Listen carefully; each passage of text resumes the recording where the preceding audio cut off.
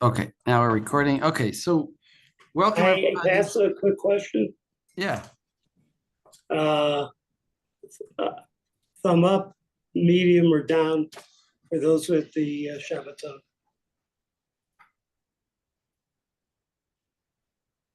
Okay, I'm biased though, so that's Jacob, you finally found your thumb. Okay, good, thank you. All right, that's fine. Okay, so we're actually going to do this first sif today is kind of a continuation of last week, and then we're going to get into a new topic, and especially sif dalid, which is a very interesting topic, which is the famous bishul achar bishul, which is a pretty important topic.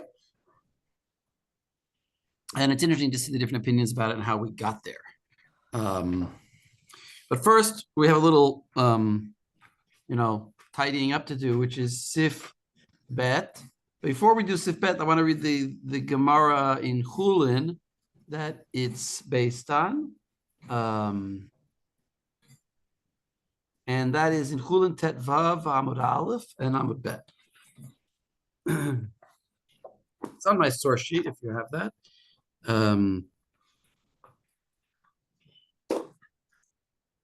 By the way, I appreciate the source sheet. Oh, good. I know Get you it like all, but you like it's to look in the book also. Self-aware.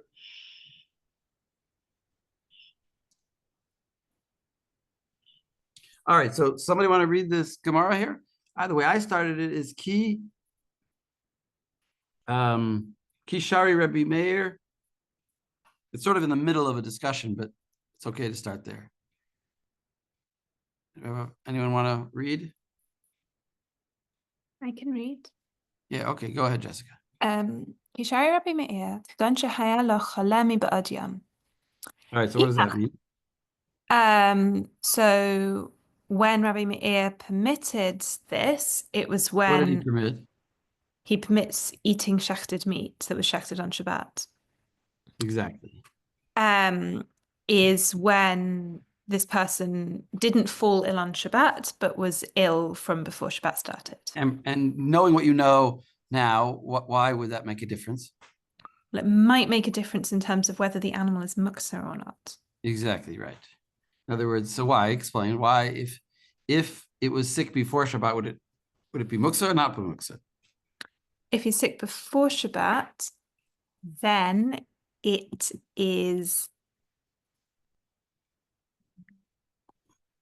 not muktzah because he's set it aside. But if he's becomes ill on Shabbat, then it is muktzah because he had no intention before Shabbat of using this animal.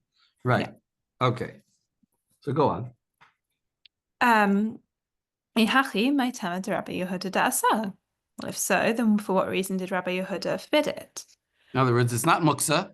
Why should it be forbidden? He's talking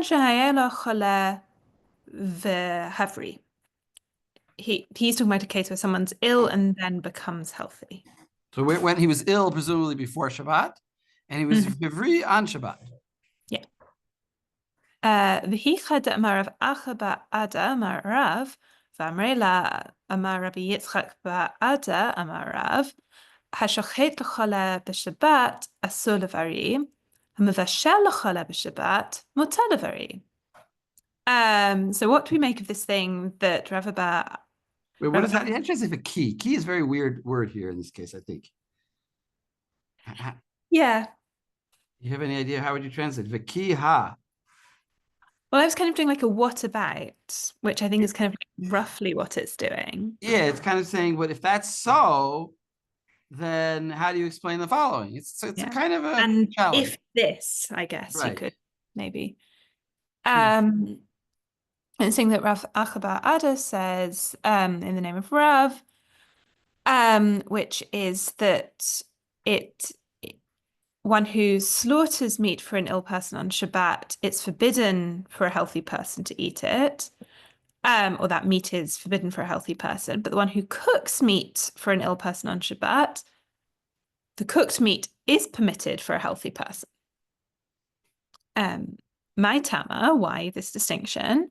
Hi, Ruby Lachas. Hi, Inarui Lachas.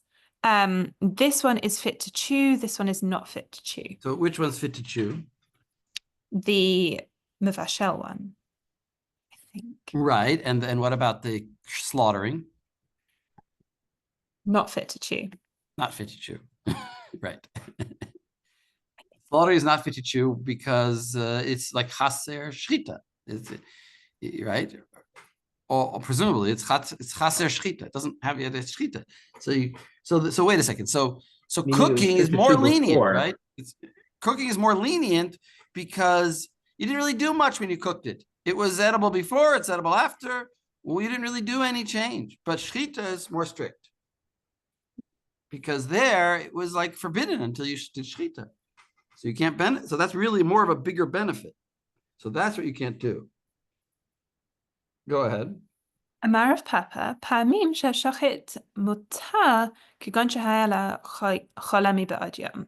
Rav Papa says, well, sometimes it is permitted for the healthy person to eat this shechted meat, like in the case where someone was ill from before Shabbat started.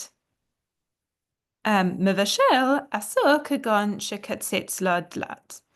And cooked things can be forbidden for the healthy person, like when you chop squash. Right, what I guess it means like you.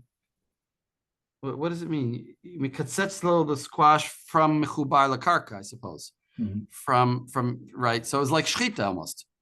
In other words, he came up with a case of where like it's shchita by a vegetable because you shechted the squash. You shechted the squash because as long as it was connected to the ground, you couldn't eat it on Shabbat because it would be tolesh. It would be tolesh something from like picking a fruit. But once you so then the cooking would be forbidden. It would be forbidden, but not really because of the cooking, but because of the fact that you cut it off. I mean, you could learn totally differently. You could learn that the squash is very hard, and the cooking of it, it wasn't able to be eaten beforehand. And kotzetz just means he cut it. But let's stick with, you could think about it like that. But you're pointing out there's a difference between not being able to do it because it's usher, or not being able to do it because you can't do it. You can't eat it that way. It just doesn't work. Right. You just can't eat it. It's inedible. And the cooking So really makes it. So that seems to fit the shchita bishul dynamic. That you're not able. Right, exactly. Because he seems to be saying bishul could be worse. Because it could be a case of bishul where the bishul actually makes it edible and it wasn't edible before. But that's not the way Rashi learns. I understand. But it is, I just like to see things in different light. Okay, so go on a little bit. First of all, yeah, we have to ask ourselves: is there a machloket here? Is there some kind of machloket going on here? We'll have to think about that in a minute. But yeah, go ahead. Amarav Dimi Minahadea, Hilchata Hashochet Hilchala b'Shabbat Mutar levari b'umtza. Rav Dimi from Nehadea says the halacha is the one who slaughters meat for an ill person on Shabbat, the raw meat is permitted for a healthy person. So wait a second. Now, doesn't that contradict the first thing that we said? Wasn't the first thing that we said that dafka shchita is forbidden because you couldn't eat it beforehand? But this now we're is saying shchita is permitted. Shchita is dafka permitted, and maybe, right? Well, what about Bishul? He says shchita is permitted because why actually? well, so More is going to say. oh, sorry. Right, my timer. Kevan d'yevshel lechazait basar b'lo shchita ki kashachit adat decholah kashachit hamavashel lecholah b'Shabbat asur levari gzeira shema yirbe b'shvilo. So it's impossible to get a kazayat of shechted meat without doing slaughter. Once you need a kazayat, you're going to get a whole animal now. So you're not really benefiting. Which means that the slaughter was entirely for the sake of the ill person. Exactly. The whole animal is entirely for the sake of the sick person, even though he can only eat a kazayat, because you had no way of getting that kazayat without doing shechita. But when you cook for an ill person on Shabbat, it's forbidden for the healthy person to eat lest you come to increase the amount you're cooking. Right. You may say, oh, as long as I'm cooking, I'll put in another piece, another egg, just to be safe, or whatever reasons you're doing it. Yeah, Joel. I just wanted to point to the point you made about katsatz lo dalat. Yeah. The Tosfot understands it the way you do, and not according to Rashi. That katsatz is not that it's mechubar; it's that it's inedible till you chop it up, if at least for humans. So right. Thank. Maybe I'll say hitkavanti dat gedolim, but maybe I did see it. I don't remember. Probably. Yeah. Anyway, either way. Yeah. So fine. So wait a second. There's a machloket here, no? Seems to be a complete machloket here, because the first opinion we have. The second opinion is who is Amar Rav Dimi Minar Da, and he says the law is the reverse of what we said. That dafka, when you're doing shchita for a hole, then you could eat it, and when you're doing bishul for a hole, you can't eat it because of the Rabbanan. But what did we start off by saying? We started saying kagon shahaya lo chole she'evri. Then we said Amar Rav Achavar Ada Amar Rav, and then there's another opinion Va'amri la Amar Rav Yitzchak bar Ada Amar Rav. But either way, Rav said it. Hashochet lechole b'Shabbat. Shochet lechole b'Shabbat.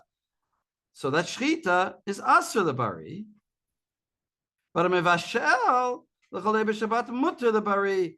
And we're not seeing, there's no gezerah. Maybe you'll put in more. Once you did bishul, it's permitted. And the shchita is asur, because even though you can't efshar kazayit basar below shchita, but nevertheless it's still asur. So it seems to be like completely opposite dinim on the surface, right? I just sort of read it over again, just in more proximity, so you can see that it's not saying the same thing. In fact, it's saying very different thing. There's actually a machloket that the Beit Yosef brings. Like, is this a machloket? We're not going to actually learn it because it's very complicated. Joel, you wanted to learn it? It's very complicated, but the Beit Yosef brings like two different ways of learning this: how the Ran learns it, how the Rosh learns it, and whether there's a machloket here or not. Okay, but I'm just saying there could be. I mean, can anybody think of a way that there's not a machloket? Then you'll really be mitkaven l'dat gedolim.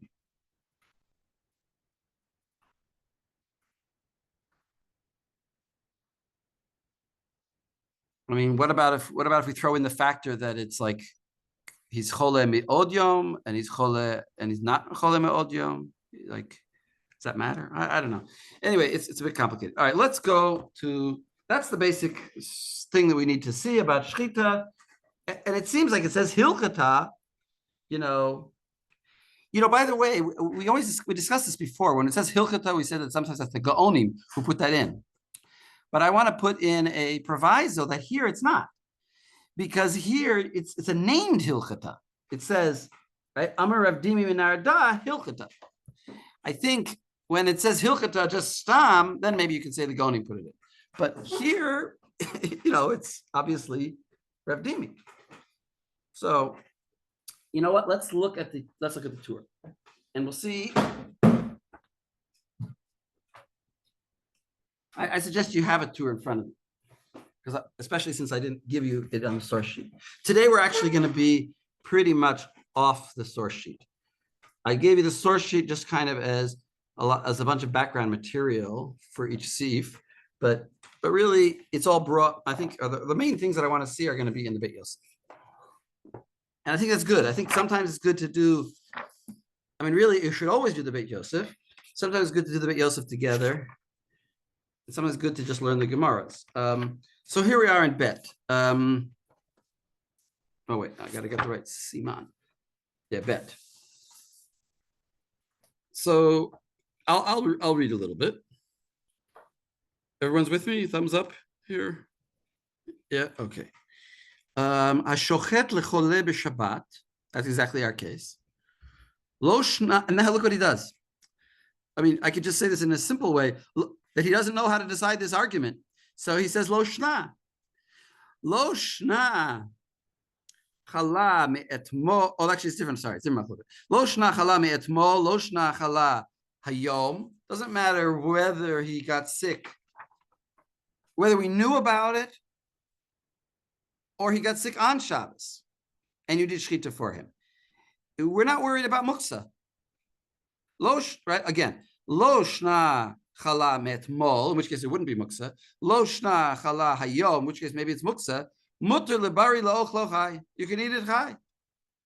Below malicha. Aval hamivashel lechole asur lebari shema yarbe b'shvilo. Oh, so he's paskening like Rav Dimi Menarda, right? There's a second opinion. Seems like that. And he's also paskening that we don't worry about muksa. Okay, so let's look at the Beit Yosef. The Beit Yosef starts by quoting our Gemara. And so therefore I'm going to skip the beginning.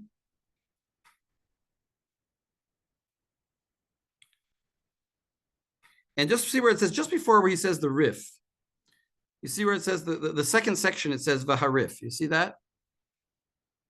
Like it's about the first paragraph is just a quotation of our whole Gemara and the Rashis. Varif beperak akira, that one. Harif beperak akira, yeah. And then I just want one sentence before that. Just where it says Hilchata. If you look right before that, it says Hilchata. Hilchata hashochet lechole b'Shabbat. So you're doing shchita for a chole on Shabbat. Now he says, how do you learn this Gemara? Lechole miba'od yom. That's talking about, I think it's Rashi. Chole me'od yom. That's Rashi. Adaite dechole ka shachit. So then he's checking for that chole.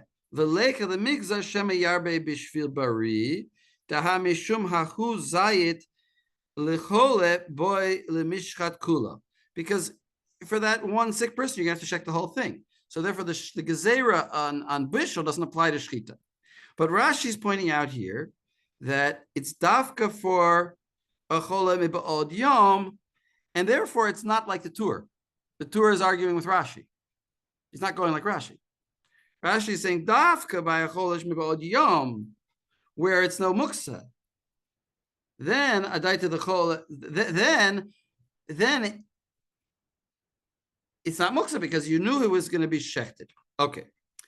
V'harif beperek kira ubeperek kama dechulin katav ha da amar Rav Dimi hilchata hashochet lechole b'Shabbat mutter lebari beumtza. That was what we just read. That's Rav Dimi. Veheshmit ha da amar Rav Yitzchak bar Ada amar Rav hashochet lecholim. So notice the first section he didn't write. He didn't write the whole first section. Remember, there's a machlokut in the Gemara. He just took the second one. Hashochet lechole b'Shabbat asur lebari v'chulei v'kasav harosh, and the Rosh writes beperak kama dechulin the taima mishum delav hilchatahi. The reason he didn't write it is because it's not the halacha. The mayri bechole shechala hayom, because it's talking about a chole that got sick on Shabbos. Va'asur le mishum muksa. And therefore it's asur mishum muksa, but that's why he was saying it's asur for a bari. But listen to this. This is here now fireworks. Va'anan kaimelan ki Rabbi Shimon, but we don't hold like that. We hold like Rabbi Shimon. The late le muksa machmat isur ela bener shehedliku b'Shabbat didachye b'yadayim v'grogros v'tzimukim v'kiyotze behen. So this is this famous opinion of Rav Shimon, which should be famous to you guys. I don't think it's famous to everybody in the shul, but we saw this a little bit before when we learned muksa, that Rav Shimon holds that there's no muksa. And it sounds like, what is he saying? He says there's no muksa at all. So he says, no, what it means when he says no muksa is there's no muksa in the case, in a certain case, in a case of just like a stam. In other words, there's no muksa by kalim in general. By kalim in general, there's no muksa. So that's what Rev, or by animals apparently.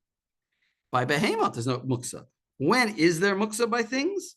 Well, if it's machmat iser, like a nair that you lit on Shabbat. Why is a nair that you lit on Shabbat muksa machmat iser? What's the iser?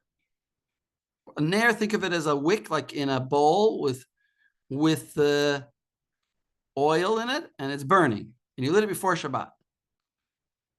So where's the what's muksa? The whole thing. You can't move the bowl. Why can't you move the bowl? I want to read. I want to read. I want to bring it over here.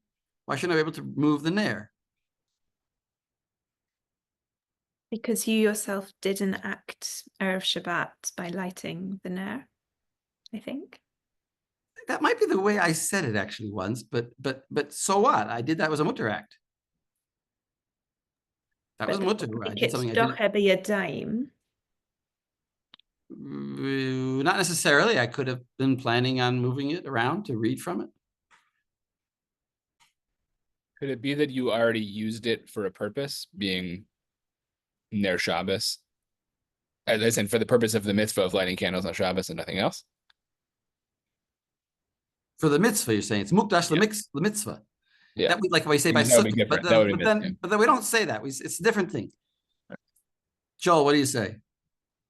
It'd be mechavet aner if you moved it, and so when you start Shabbos, you can't move the thing because it's actually like an isur of malacha with the nair. So you say shema yichabe. What if it has a glass? Can't. I mean, no, not necessarily. Even if it has a glass protector on it, it would still be. You're not. You're not allowed to move. Even you're not even allowed to tilt a nair or to read better. Yeah. Okay, that's a different thing. That's a different thing. But that's also true. Maybe you're right, but I have a different explanation. Yeah. Which is like this, and it's not that I didn't make this up, it's a different explanation, which is like this, that the oil, normal olive oil I could use on Shabbos, not muksa, but this olive oil I can't use, because if I would take some of the oil out, then the candle would be going out earlier. If I would take out the oil, the candle would go out. So the oil is muksa because it's usher to take it. And that makes the cup that the oil is in a basis for a muksa item, which is the oil and therefore I can't move even the cup. I can't move the cup because the cup is holding something which itself I can't move. I can't move that oil. If I move the oil, then if I move the oil directly without moving the cup, then if I poured out the oil, then I would be putting out the candle. So that's the isser. It's muksa machmat isser because it's a basis. Now the oil is muksa machmat isser, and the cup is muksa because it's a basis, the divide that's muksa. That's one way to explain it, put it that way. That's what some achronim explain it like that. And I think that makes the most sense. But maybe what Joel says is also true. Certainly true, what he said. It's certainly true. I don't know if that's why it's called muksa, though.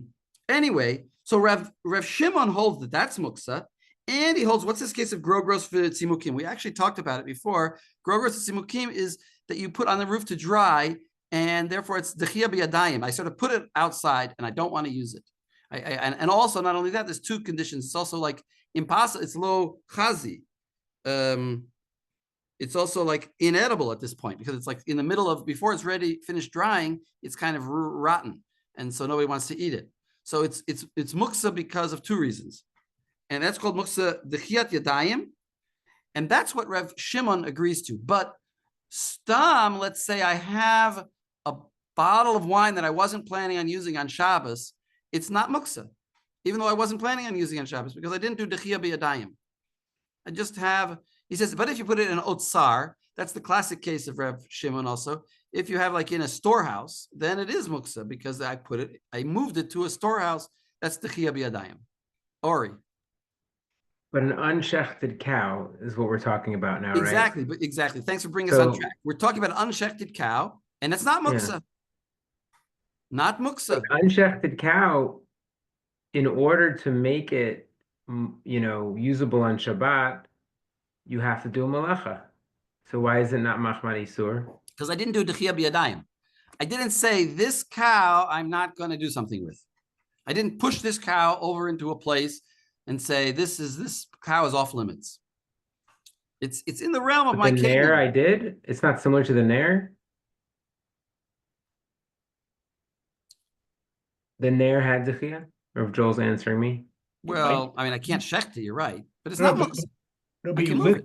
you lit the nair, right? You did an action with the nair, which you haven't done with the cow, right? I think Rabbi Shimon requires you to actually do an action, right? That you put the simukim on your roof, you lit so versus the cow, right? You didn't say I'm putting away the shechita knife I was going to use for this cow, right? You were just the cow exists in the world, and that Rabbi Shimon doesn't. You've made it. In the case of doing it for a chola is also an allowed act. So you exactly you could in that way that you don't be really a have chola, and then I'll be allowed to use it. I'll be allowed to shechita. So once I did shechita for a chola, the cow is now not muksa. So he's saying that this whole idea of muksa is only according to the opinions that not like Rav Shimon, but we hold like Rav Shimon, and therefore the halacha is like the second part of the Gemara that we just read, and the cow is not muksa. The kiyotze behen umuksa mach chesron kis. Rav Shimon also agrees to muksa mach chesron kis, but he doesn't agree to just stam muksa. Kamosha pasak harif beperek kama to Shabbos. V'gama Rambam beperek bet katav stam. And here's the lashon of the Rambam: Hashochet lechole b'Shabbat muter le'echol mimenu basar chai v'chulei katav al ze haravid v'hu shiyeh lo chole mibod yom. He says, no. We have to worry about muksa. That's v'chole mibod yom. V'katav harav magid l'didan dekaimalan. So that was the Ravid, but now the Magid comes and says, no. L'didan dekaimalan ki Rabbi Shimon. So here's the proof. Ein muksa b'Shabbos ela muksa machmat isser she dacho b'yadayim aval im lo dacho b'yadayim muter afal pi shehabehema haita muksa machmat isser shchita, like you said, Ari. It is muksa machmat isser kish, but it's not muksa. The lo dachyahu b'yadayim. He didn't. In other words, it is sort of muksa, but we don't hold it as muksa because he didn't do dechia b'yadayim. The category of muksa machmat isser only applies if you did dechia b'yadayim.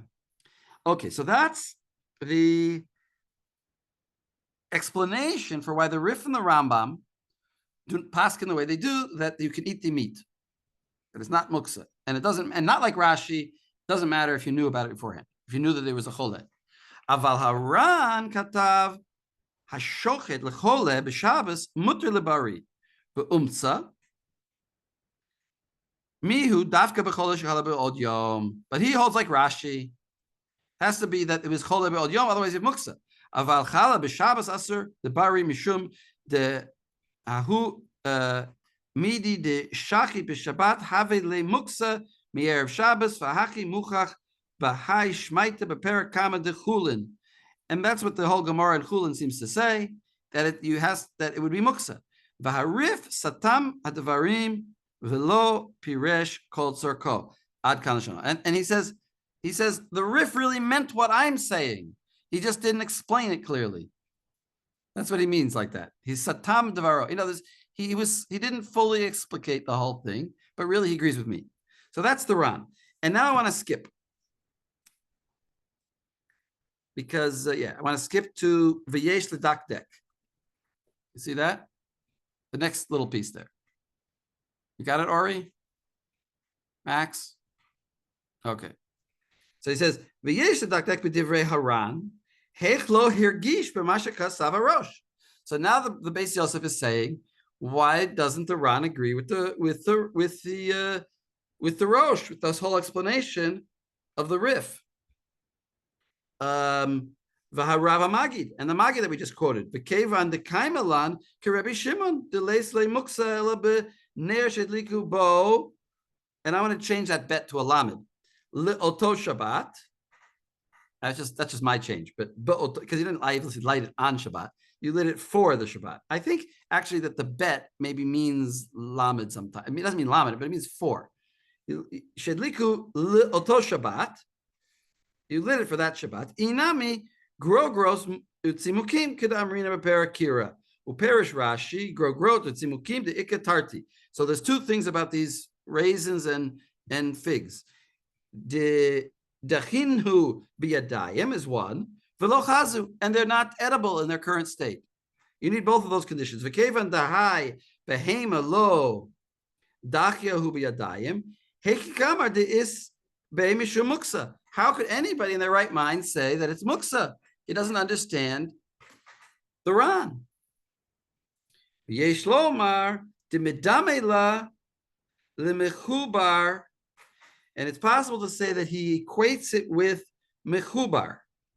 Da'af al gav de lo dachya biyadayim asur, because mechubar, in other words, a plant that's connected to the ground, is asur. Because we have a Gemara that says like this: Goy shehevi doron Yisrael, a goy that brought a present to a Israel. Im yesh me'oto hamin b'mechubar, he brought an apple to the guy, and outside the tree is 100 apples on the tree. So we're going to worry that maybe he picked the apple on Shabbat. Asur. So you can't have the apple because the goy brought it to you on Shabbos. Maybe he plucked it on Shabbos. Uperish Rashi. The Aser mishum muksa the afilu the Rabbi Shimon mishum de kol shelo laktan mi be'erev, anything you didn't pluck ahead of time. Asak daite minayhu, your thoughts went away from it. You thought it's not going to be used on Shabbos. V'damu legrogros u'v'tzimukim, and it's no different from the raisins and the figs you put on your roof. It's like the chiyah b'yadayim because you didn't pluck it. V'hachanami kevan de lo shachat. Shachta, since he didn't shecht it, maybe erev, asach daite, mine, he didn't think about using it. Okay, so he sort of defended and said maybe it's like animals are actually like plants, and therefore they're going to be muksa. Of course, now let's skip on again. Skip again to the next place where it says Ve'im Tomar. See that? I'm just giving you a whole tour through the Beit Yosef here, what he's doing. Is this good? Yeah, you got it, Jacob? Isaac, you're with us? It's going to take me a minute because I'm on Torah, but I'm going to find it. All right, it's just the next paragraph, I think. Oh no, there's a Rashba is the next one, and the next one is Ve'im Tomar L'divrei Harosh. Yeah, Ve'im it's just Tomar, not broken up the regular way. Sorry. You're just not broken up. So you could do a chipus on the page for L'divrei Harosh.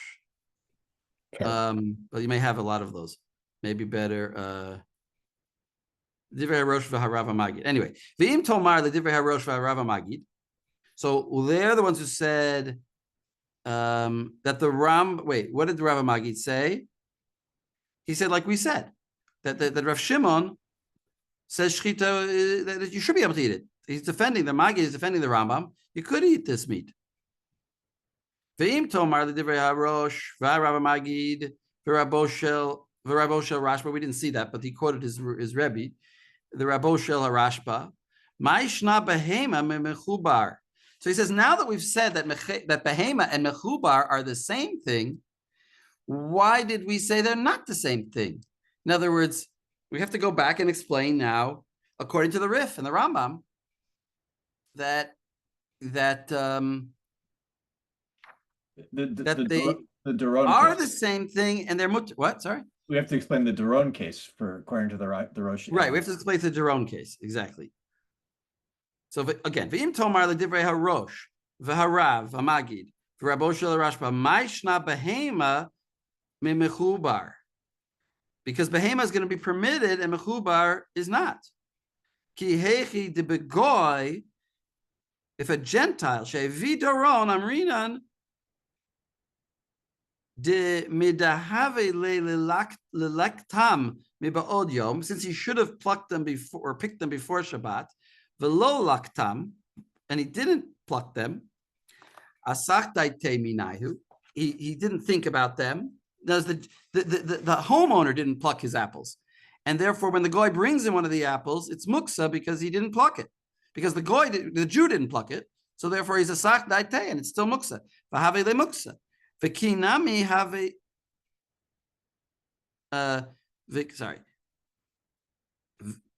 Hachinami have lana meimar behema shenishchata letzorech choleh shechala hayom. if the chole got sick today, the bari mishum muksa. It should be aser to the bari mishum muksa. So why did the Rambam say it's mutter? And the Shulchan Aruch is going to paskin that it's mutter. It should be aser, just like the Doron case. Fahaya nira lomar dilididhu lo havi time de goy shehevi Doron mishum muksa ela mishum gezerah shemi yale v'yitlosh. You could say that maybe the reason you can't eat the goy's apple is because maybe we'll tell it. Maybe you'll go and ask him to take more. So it's a gezerah. De terutza kama de tosfot de reish beitza, like Tosfos even said. Va'afilu im timsa loymar de mishum muksa, and if you want to say no, it's really because of muksa. Mitaser ika lemeimar de hachi ki Rabbi Yehuda de islay muksa. Maybe that Gemara is only like Rabbi Yehuda, and we don't paskin like it. V'kaimalan kav. No, we do paskin like it. Here's a thing that I didn't know, but look at this. It's very interesting. V'kaimalan kavte legabe yom tov ledatarif v'arambam aval b'Shabbos kaimele ki Rabbi Shimon. So you hear that? That we're actually more strict about muksa, according to the Rif and the Rambam, on Yom Tov. But on Shabbos, we're less strict. On Yom Tov, we paskin like Rabbi Yehuda against Rav Shimon. And there is muksa on anything that you didn't intend to use. If you had a bottle of wine, basically, yeah. Well, I don't know, a bottle of wine, whatever. You had things that you were not planning on using. I don't want to give a case, but there must be some case. Wait a second. Anyway, anything you weren't planning on using, you feel that you didn't push it off with your hands. Anyway, Ki Rabbi Yehuda. So it says that could be lo mitaser mishum muksa ela mishum shemiya levi yitlosh aval harosh katav gabe goy shevi daron ta'afilu Rabbi Shimon have a muksa. But he explicitly says the Rosh that it is muksa according to Rabbi Shimon, and he's the one right. The kevan de lo liktinhu metmol. Okay, so now he's going to give an answer. V'ef shalomar de harosh sfirale de b'mechubar dafka shayich lomar midelo liktinan aktinhu lefisha kol adam yachol liktot b'yada, because the fact that you didn't pick is something you could have easily done. But not so by an animal that you need to do shchita. Al yedei mumche, you need an expert. The sakin baduk, and you need a proper knife that was checked. V'gam yesh torach b'shchita. Shchita is a difficult thing. Ve'efsha shahaya bedato l'shachta. Maybe he wanted to shecht the animal. Ela shelo nizdamen lo mumche. He didn't find a proper shochet or sakin baduk or a proper knife. He had no time. The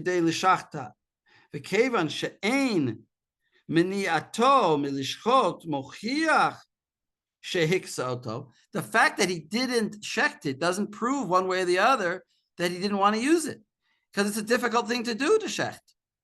Whereas by the apples, the fact that he didn't pluck them meant he didn't want to take them. He chose 10 apples for Shabbos, and that's all he wants. He would have taken more if he'd wanted. It was not difficult. But by the shchita, plenty of reasons why he didn't do it. So therefore, you can't say that it's the chiyah b'yadayim.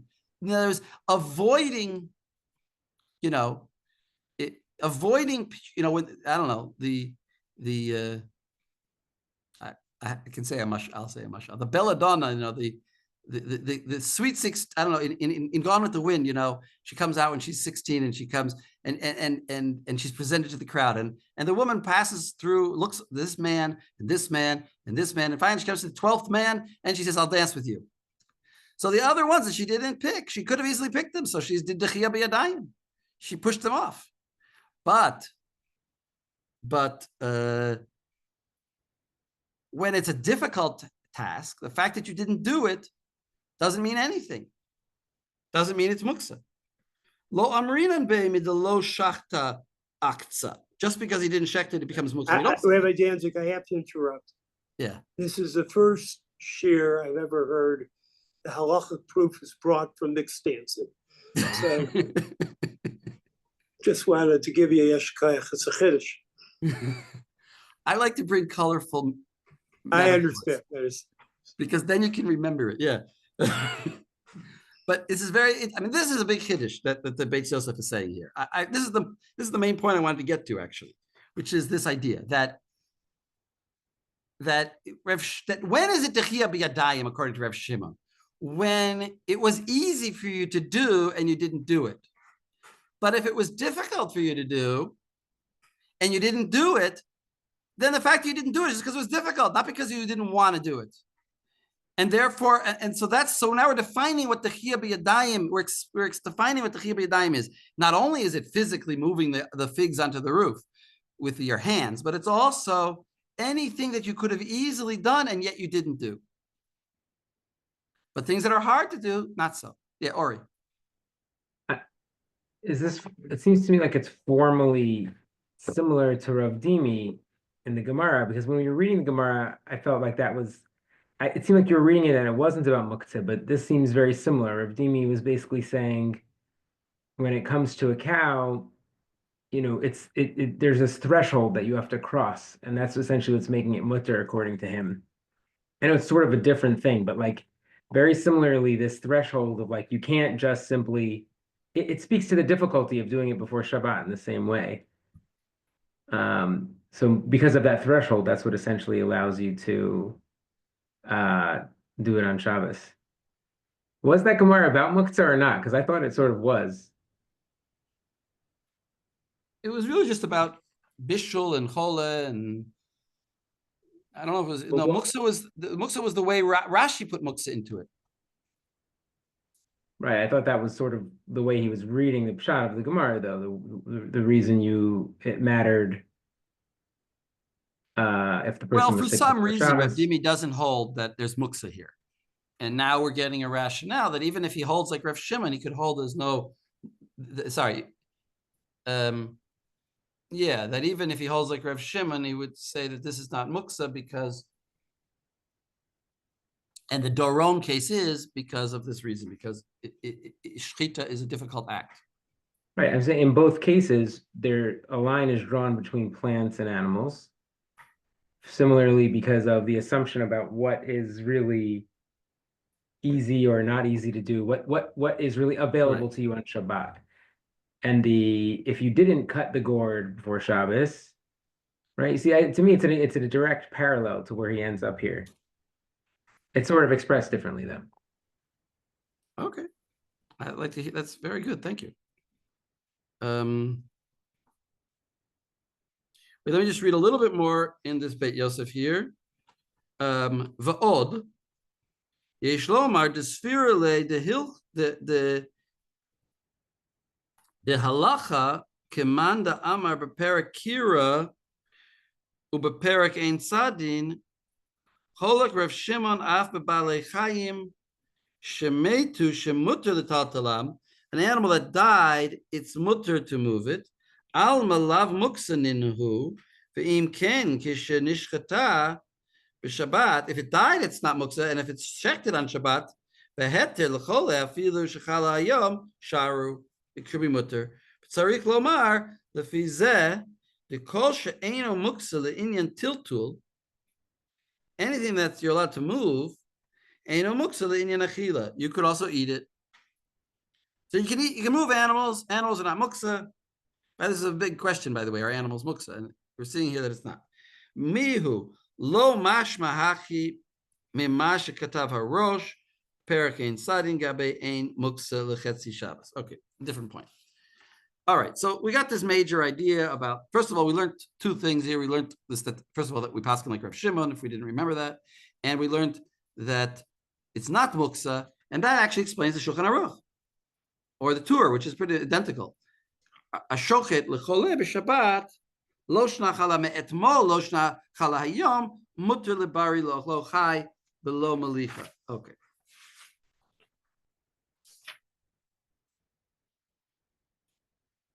So Rav Nachum, Yeah. just in the end, right, to take it out of the realm of shchita, but for any malacha on Shabbat, if you do it for somebody who is sick, right, the question about whether or not a healthy person can take advantage of it seems to come down to, would you shema yarbeh bishvilo or not? And that's really the deciding axis. Oh yeah, right. That's going to be more practical example, right? Shema yarbeh. I mean, that's bishul. we don't normally, right? I mean, we're spending a lot of time on shchita. We probably spend, in reality, more likely we're going to cook something for a chole, and then you don't have this whole heter. Yeah, but also really, like what was interesting, yeah. But like if I, lit a candle for well, you can add more wax. I turn on an electric light for a chola on Shabbos for they needed it for whatever reason, right? I could then use someone who's bari could go into that room and read by the light because I didn't, give extra light just for that bari person. It's just I turned the switch or not, right? So, I hear what you're saying. You're saying it's impossible to Dimi. light. You're saying ef shar kazayas basar below shchita. exactly. You can't have a little light without turning on the switch, and then once the switch is on, you can use it. Yeah. There's no Shema Yarbe there, unless you have a dimmer. Good point. Yeah. So that's why I think lighting the candle might be lighting like an oil lamp might be more problematic because if I lit it for a chola, I might be like, oh, I'm going to add some extra oil. Just, someone else can come read by it afterwards. That would be different. Yeah. So. Here, let's do another example. If you look at Katuv Ba'orchot Chaim, he brings another example here. I'm skipping the next little piece, I think. Yeah. See where it says Katuv Ba'orchot Chaim? You may have Aleph Chet in your edition, but Katuv Ba'orchot Chaim, HaKotzetz Pri, Shelo Nigmar Bishulo. This is a very interesting thing. It's not fully ripened. L'chole b'Shabbat, asur lebari. Why? Mishum muksa.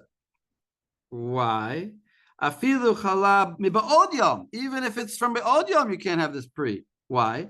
She'ein hachana b'mechubar v'kiyotzi b'zeh. There's no, because you can't say I did hachana, I plan to take it when it's mechubar. B'zeh. Shehu lama. Why? Shehu gadal v'olech. Because it's always growing. V'ken katav hara'ah. He's saying like this. Even if you said that apple on the tree is for a cholem, b'od yom, I know I'm going to pick it on Shabbos for the chole if he needs it, and I had in mind if it comes the next morning and I do pick it for the chole, it's a different apple. It grew a little bit, it ripened a little, something changed. It's not the same apple. Very, very unusual idea. I don't think we actually, in the end, stick with this idea, but it's just an interesting idea that it's like you can't stand in the same river once because it's always changing. Vahada amrinan de mivashel chole b'Shabbat asur shemiyarbe b'shvilo kasav harashba perish Rabbeinu harav zal gezera shema achar sheyaniach hakadera al ha'esh yarbe sham chaticha. We're worried that you're going to add pieces when it's already on the fire. Bishvilo mishum hachi gazvin, and that's why we made the gezera shema yasei kach lefi sheyavoli de iser skila bekach, because that's a serious iser. If you would do that, aval ein lefaresh shema yarbe chatichot bekadera kodem sheyiten oto al ha'esh. We're not, even though that's also forbidden. But we're not worried that you might add more meat than you actually wanted before you started cooking. Because even if you did that, late kan isur d'oraita. There's no isur d'oraita, ela d'rabanan bilvad, and therefore we wouldn't be gozer on it. It's just a detail he's pointing out. But in the meantime, we learn that neither of these things are permitted.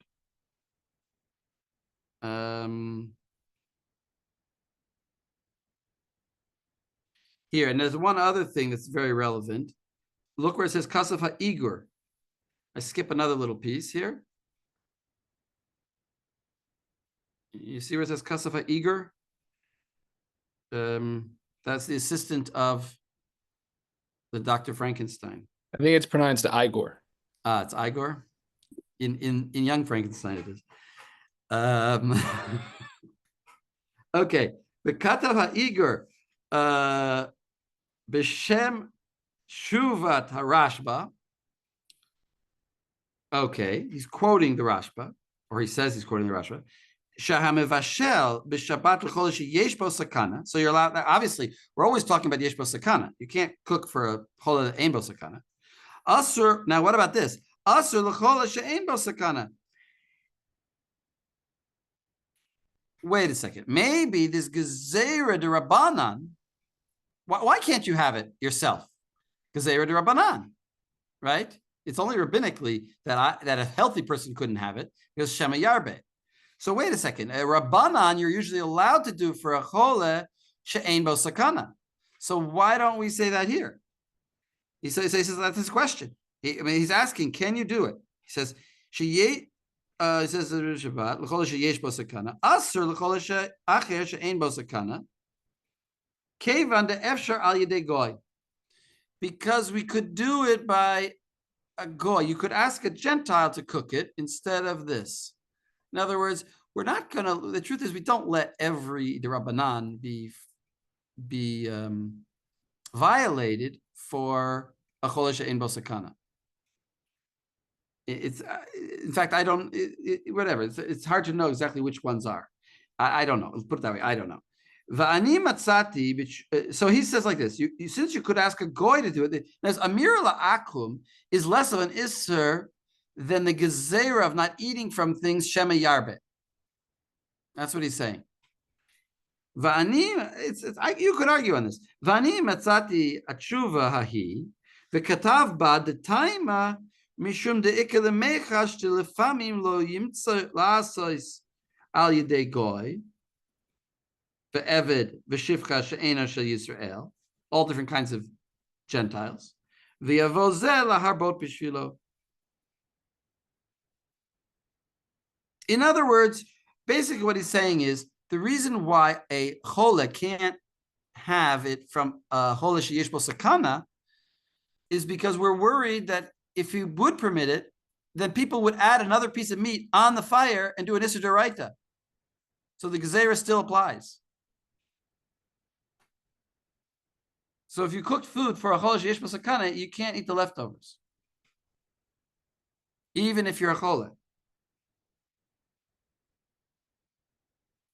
Okay. Let's look quick. All right, that's Gimel. Sorry, that's Bet. That's all I got to say about Bet. But we have Gimel now, and we should let's take a break until 10 o'clock, until 10:02.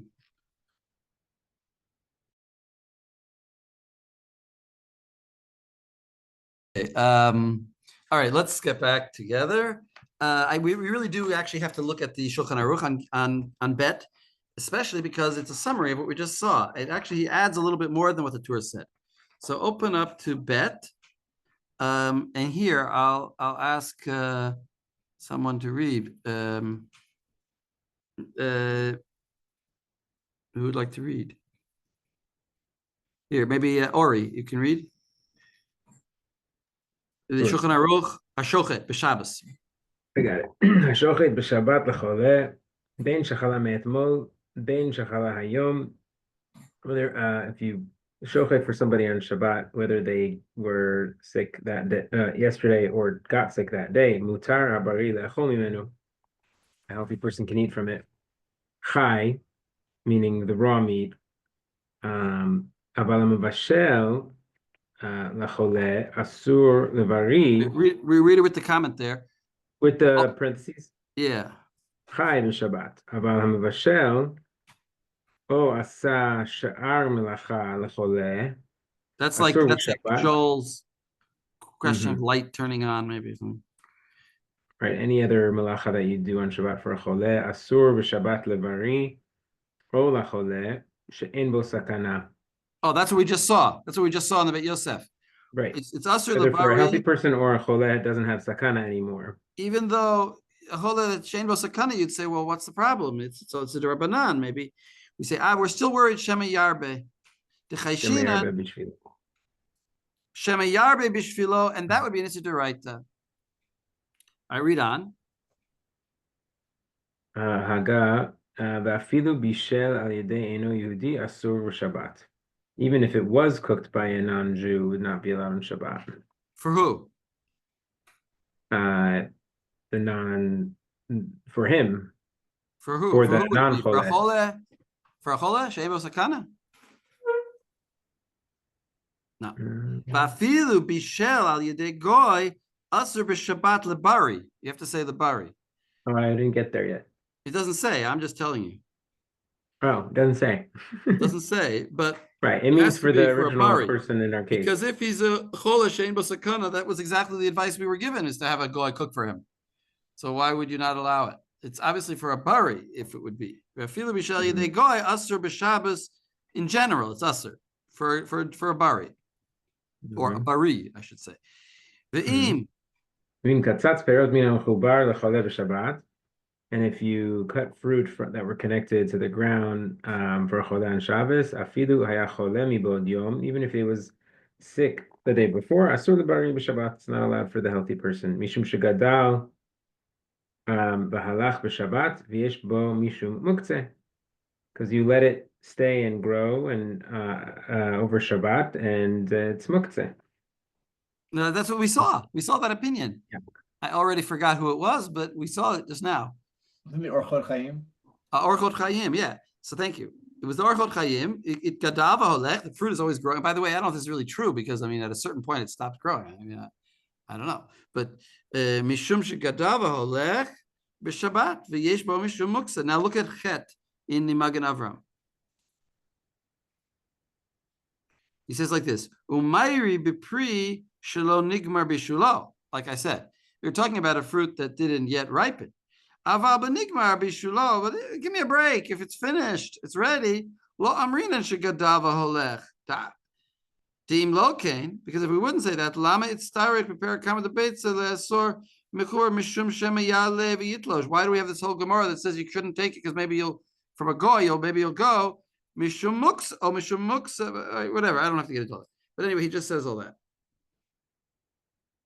And then you look at the very end, he says, the very end, he says, Daha behema nami gadav alcha, umuter l'shachta b'yom tov. He says, how can you say that there's no muksa by an animal and there is by a fruit? If animals also grow. So that kind of rejects the whole idea. This is the shach. He's iron shach. Fine. Just pointing out that that's why I said we don't necessarily hold like this, because I'm saying the Magen Avraham seems to reject it. Okay.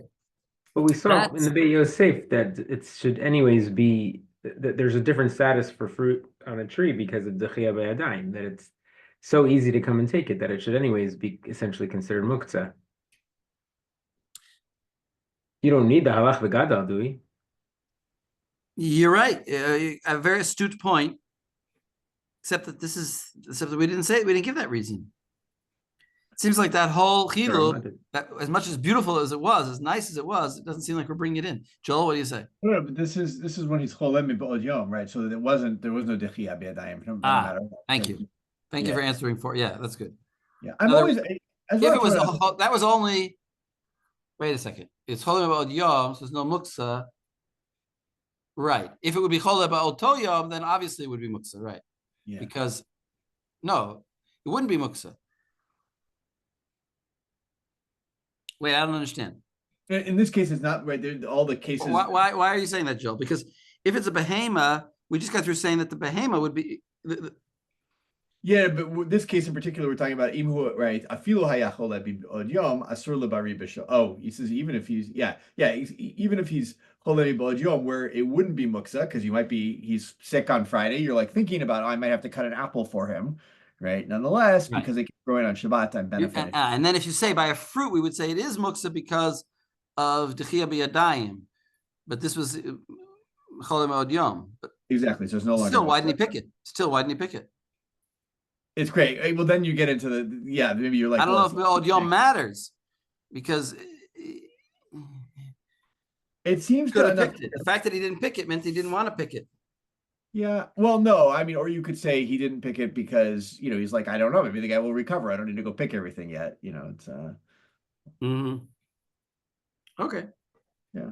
But I do always wonder about these cases where the Beit Yosef brings a source, but he doesn't record it in the Shulchan Aruch, and then the Ramah brings it, right? Like like it's kind of interesting when that happens. Like this is one of those cases, right? In other words, how does the Beit Yosef feel about this? Yeah, exactly.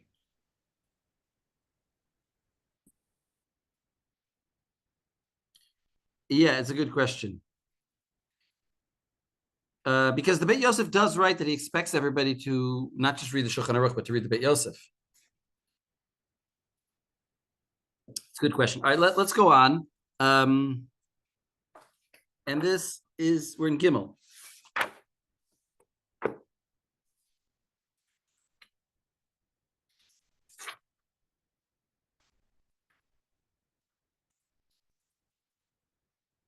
So I'm back to the tour, and it says like this in the tour: Kishem she'asur levashel ba'or, just like it's asur to cook in fire. Kach asur levashel b'toldat ha'or. It's also forbidden to cook in something that the fire heated.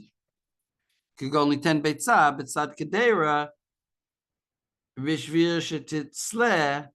Like you might take the kedera off the fire, and it's still very hot, and you put an egg next to it, and maybe it'll cook like that. Afilu b'toldot hachama nami asur. And also, if you heated a pot up in the sun, you couldn't like cook on it on Shabbat, because that would be toldot hachama. Well, he gives an example. Could go on sudar, like a handkerchief. Shenit chamem b'chama. It got warm in the sun. I don't quite understand what this handkerchief is, because I can't imagine cooking on a handkerchief, but it got warm in the sun. Asur litenbo beitzah kedei shetitzleh, to cook it there. Gezerah atu or, because people, when they see what does it mean gezerah atu or, they'll come to confuse. How do they know how your handkerchief is hot? Maybe it's hot because it was in the oven, and that would be forbidden. So really, even though really toldot hachama, sun being heated, is permitted, but toldot, that direct sun is being permitted, but toldot hachama is not permitted because people won't know how it got warm. Maybe it got warm from an oven. Aval b'chama, but directly in sunlight. Kagon litna b'chama, o liten b'mayim chamim, kedei shichumu mitocham.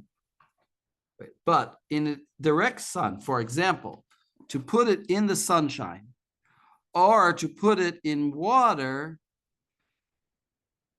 b'mayim b'chama, or only 10 mayim b'chama, or to put water in the sun, kedei shichmu, just to heat up the water a little bit directly in the sun, that would be mutter. But asur lahatmina b'chol, but it's forbidden to like bury it in the hot sand, uba'avak drachim, kedei shetitzleh, in order to cook it. But I think you could put it directly on the sand. Just couldn't bury it in the sand. Why? Because they're putting it on the sand.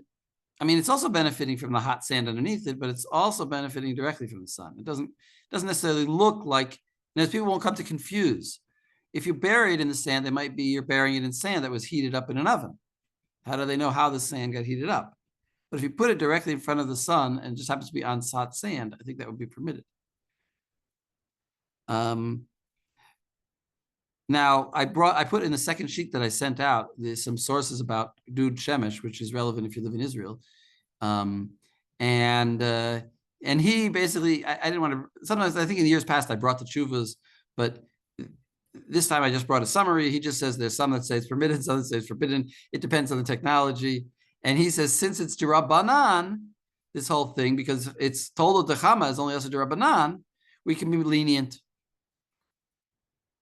He quotes, interestingly, the Har Tzvi permits a Dud Shemesh. Okay. Now, there's not much Beit Yosef here. Here, Max, maybe you want to read the Beit Yosef? Sure. Kishem, right? Yeah. Kishem she'asor levashel ba'or kach, asor levashel b'toldas ha'or, kagon liten beitza b'tzad akdera. Mishnah b'fer kira, ein nosnin beitza b'tzad ha'mecham b'shvil shetisgalgel, v'lo yifka ena besudarin, v'Rabbi Yossi matir. So this is I don't think you need to translate. That's okay. We got that. Lo lo yitmanena bechol uve'avak drachim bishvil shetitzaleh. So that's exactly the lashon of our pretty much of the tour. Go on. Piresh Rashi b'tzad hamecham kumkum shel nechoshes. No, wait, you skipped. I have Perish Rashi ein notnim beitzah. Okay, maybe you didn't skip. Kum shel nechoshet. Okay, fine. Yeah. A Okay, pitcher, right. a pot, a copper pot. Okay. Bishvil shetiskalgel shetitzaleh ktsas ad shetehe megulgelas. Okay, so that it starts to roll when it's roasting. I think megulgelet is a term to mean cooked egg. Like, because when you cook eggs in water, they boil and they start rolling around in the pot. So I think just it means a hard-boiled egg. I think it's just a term. Okay. It comes to mean just a hard-boiled egg. Okay. Well, there's also the term in cooking. I mean, I don't know what it's from, but like a rolling boil. But I don't Exactly. think Maybe that's what's making me think what I'm saying. Yeah. Maybe I'm wrong, but that's what I think. That's. I mean, what's that's what he goes on to say right there. It says, "Shetitzlek tzad ad shetehe megugelet." It cooks a little bit and the soul starts to roll on its own. Well, until it becomes what's called an egg that is megugelet, a megugal egg. I don't know what that. Yeah, it means a rolly egg. I don't know. Do eggs roll? Eggs do roll differently You if can they're actually hard-boiled. spin a hard-boiled egg, but if you try to spin an unboiled egg, the internal friction will bring it to a rapid stop. So you can go to your fridge, take out an egg, put it on the table and try to spin it, and it'll come to a rapid stop because the internal friction of the liquid. But a hard-boiled egg will roll. A hard-boiled egg will continue to spin. And that's one way you can tell if in your fridge, did I hard-boil this egg or not? Well, if it spins, you hard-boiled it, and you can open it and make egg salad. I've heard that. I've heard that. So you're saying that may be what it means, beitzah megulgelet. Okay, I don't know. It could be. It could be. You're right. All right, go on. Velo yifkeena besudarin. Velo yifkeena besudarin. Lo yishverena al sudar shuchan b'Shabbos b'chama kadei shetitzaleh michomo shel sudar. So you can't. This is what really gets me. You crack the egg on the. It would be okay if you told me wrap it in it, a hard-boiled egg, but he's saying your mom is crack an egg on a handkerchief. Sounds very unsanitary. I mean, it doesn't feel so much different than the sudar for water. What's sudar for water? When in the Borer case from a few weeks ago, right? Didn't we have a case where you're drinking out of a sudar?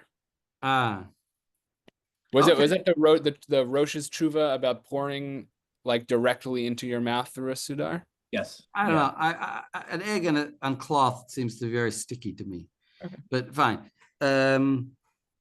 Anyway, that's what Rashi says. Go on. Right. Bechol uvavak drachim shuchmu mikoach hama. Right. So the sand or the road has been heated by the sun itself. Uvigmara ibailu gilgel mai amar Rav Yosef gilgel chayav chatas. So if it starts to roll, then you're chayav chata. If you made a boiled egg, I don't know, but I don't, not if you did it in the sun. Anyway, va'amai ditnan. Okay, va'amai ditnan v'lo yifke'ena besudarin amrinan v'ha ditnan nosnin tavshil l'soch habor v'satzonen b'chama b'shvil sheyichmu. So, but we do have this case of you being able to put a tavshil into, storing it in a bor or in there's something else there in the Gemara, but so why is that allowed? Lema Rabbi Yossi he velo Rabbanan. So maybe it's just two positions about whether or not, as in Rabbi Yossi would just find the Gemara. Rabbi Yossi would permit you to put it into the bor, but Rabbanan wouldn't. Amar Rav Nachman bechama dekule alma lo pligi deshari betodos haor dekule alma lo pligi de asur ki pligi betodas chama. Mar savar gazrinan todas chama atu todas haor, umar savar lo gazrinan. Right, so the core disagreement between Rabbi Yossi and Rabbanan is on Toldos Chama and whether or not to make a gezerah atu, as in the sudar. Everyone agrees that you can't heat up the sudar by way of a fire that you started before Shabbos that's just going. The question is whether or not the sudar is permitted just through the sun itself. If you heat it up in the sun, just tolot chama, that's a machloket already. Right.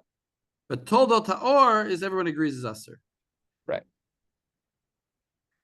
Pirish Rashi betodas haor kagon im hucham hasudar hazeh baor mitchila de asor dehavi bishul.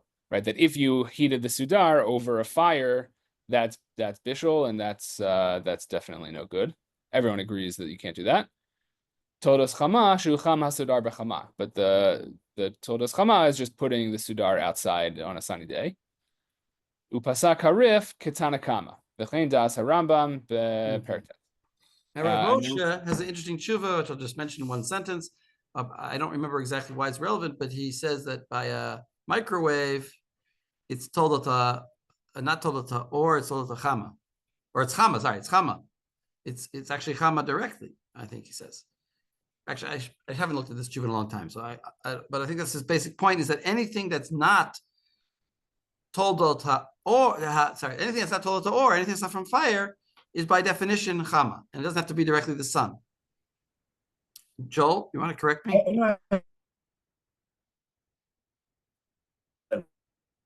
Joel, we don't hear you. I didn't hear you. Oh, you gonna hear me? No, you're frozen for a second. Oh, okay. I thought Rav Moshe thought that microwaves were like ore, but I have to look back. I thought he was the one person who was very strict about them. Okay, maybe I'm wrong. Fine. Yeah. So I'll say it like this. I don't remember exactly, but let's say it's an interesting question. What is the status of a microwave? Okay, let's go on to Dalet. A quick comment about heat galgel for the egg. Oh, I see that got everybody curious. Well, I just dug in the Jastro and it looks like, turned or changed, like lead galgel can just be changed. So like you were saying, just simply can mean cooked because it changes form. I think the word definitely, I think a beitzah megulgelet definitely means a boiled egg or a cooked egg. The question is, how that word derived, over through history to become that, to get that meaning. And maybe it just means, like you said, like turned, like Gilgul Nishamot, changed. Okay. Now a new topic. Here, Jacob, you want to read the debate, the tour, Dalet? Sure. Afilu tav shel shnit shel kavar yesh bo mishum bishol im nitzanin kavar. So even something that was already cooked has an aspect of it that it makes it like considered bishol, cooked. Oh, wait, no. Translate that better. Try again. More figurative translation. Give me a halachic translation. I mean, it's considered like it's gone through the process of cooking. No. That's not what I want. Somebody else want to help here? You can cook something that's already been cooked. I mean, you're not allowed to consider cooking. If it's cooled down and you recook it. Afilu tav sheshinit bashel, even if something that's been fully cooked, kvar, yesh bo mishum the iser bishul. You can still be over bishul on it. Oh, okay. You can still be over the avera of bishul, even though it's cooked. You took like your chicken soup that's fully cooked and you heat it up on Shabbos. Right, if it already became cold. Got it with the in this thing. Got it. Okay. Im nitztanen kvar. Exactly, if it got cold. Okay. Right. Are we reading the im nitztanen as only in a case when it when it cooled down that you have bishul achar bishul? We'll He's read the about next to word. say. Laval, but although roteach, lo.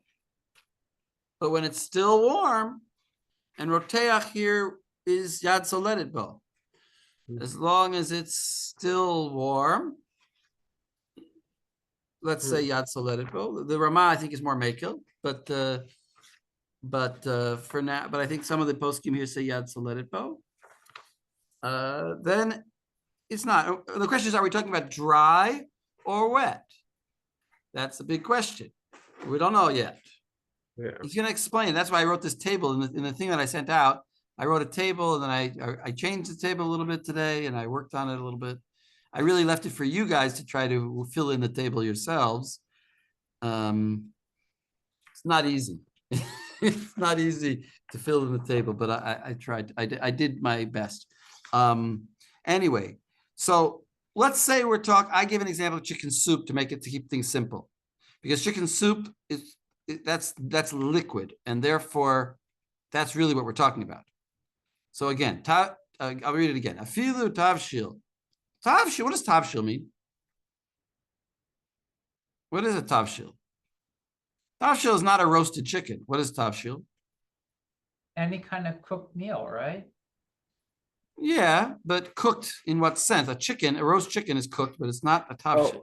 Oh, it's in liquid as opposed to like sleeve, which would be like Right. roasted. Tavshil is, you got to imagine like beef bourguignon or something, some meat with like a sauce in a sauce. Or baked ziti. Oh, yeah, big city. I don't know what. I don't want to get into those.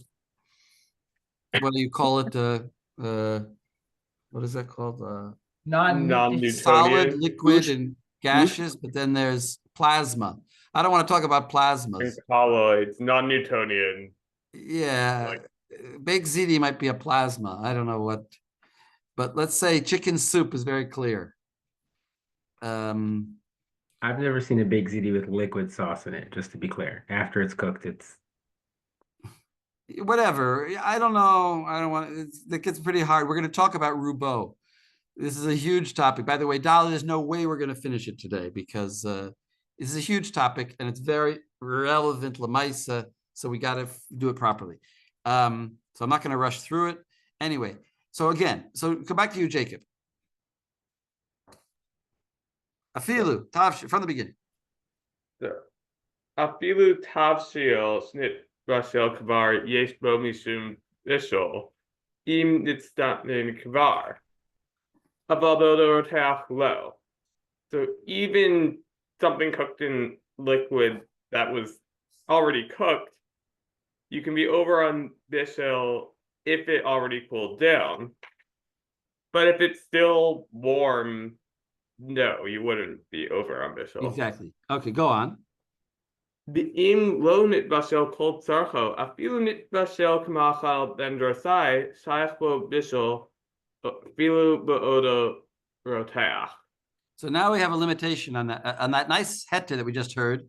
Yeah. We said basically that you could take your beef bourguignon and put it back on the fire as long as it's still warm. Now what is he saying?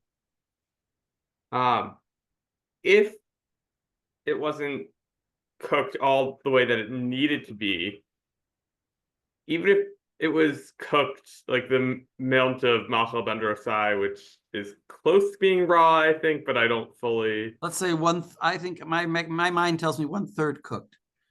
Okay. Like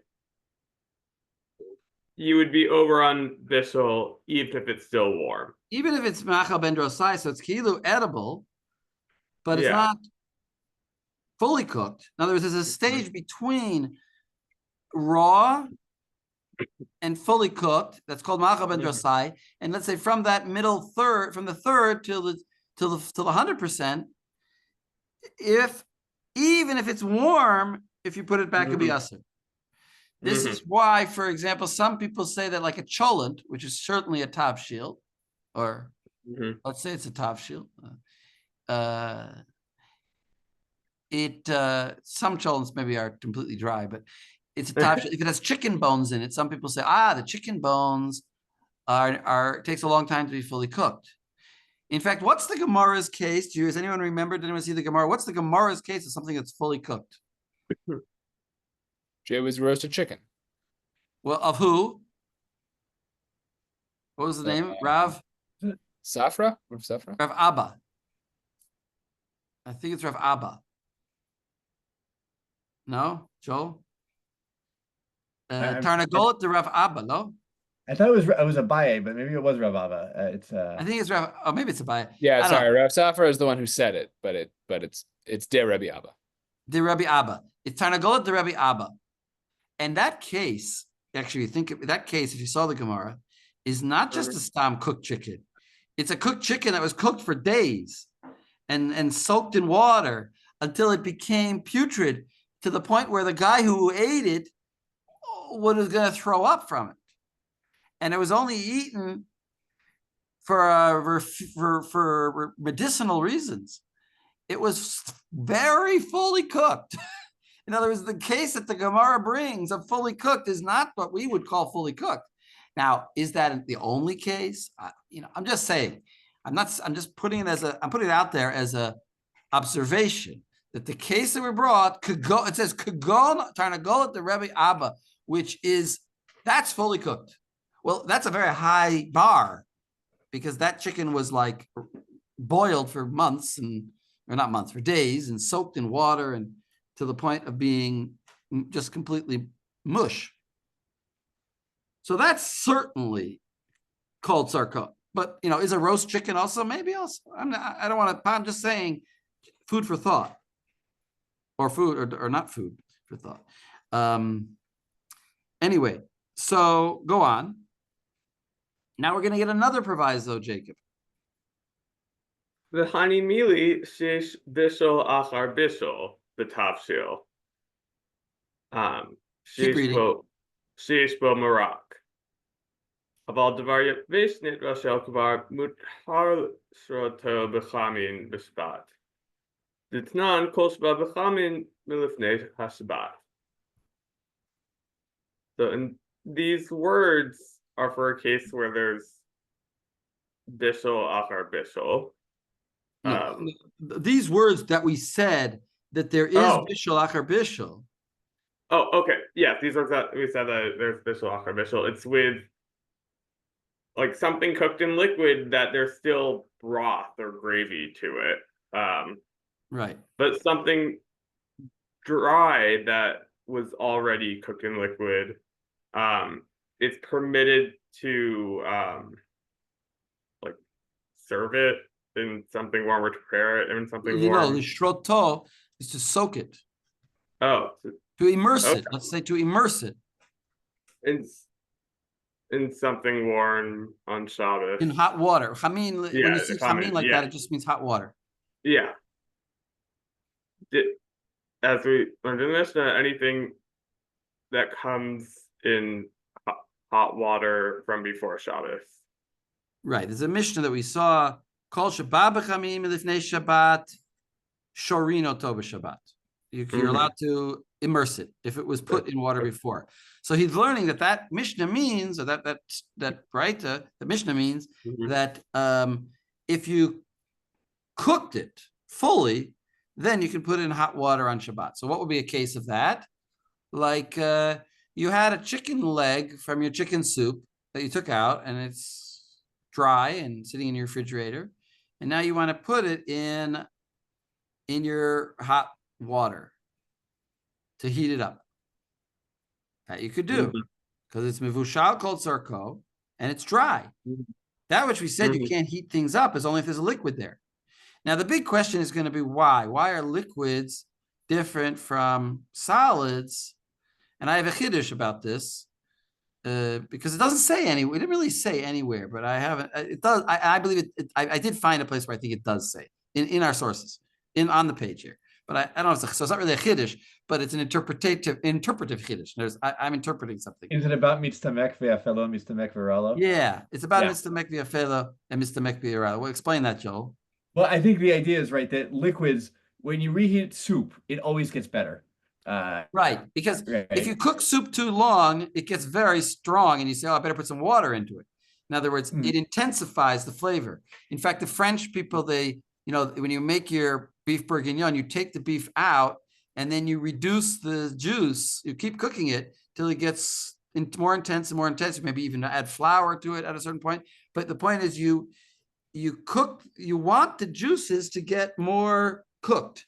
So mitstamek v'yafelo, I want to say it applies particularly it always applies to liquids. And therefore, you're actually improving the food. You're cooking it, you're making it better. Mitstamek v'yafelo means it reduces and gets better. And that applies to liquids. That's different. I heard my brother once learned, like, mamish 30 years ago in yeshiva. I think he learned this siman, and I still remember what he told me that the explanation was, and I don't know if it's right, but I thought it's not agree with what I said. His explanation was that that by liquids you don't really tell. There's no difference between, like, when it cools down, it goes back to being raw. It goes back to being raw, like water. What's raw water? Raw water is just cold water. And then when you cook it, now it's hot water. And then it gets cold again, it's raw again. So like water, it returns, whereas chicken, you heat it, it's no longer, it's fully cooked now. It's never going to go raw again. Right? Now it's a cooked chicken. That piece of chicken is not going to revert to its previous state. But liquids, sort of, or water, let's say, reverts to its previous state. Which is an interesting idea. It applies to water, but I don't know if it really applies to chicken soup.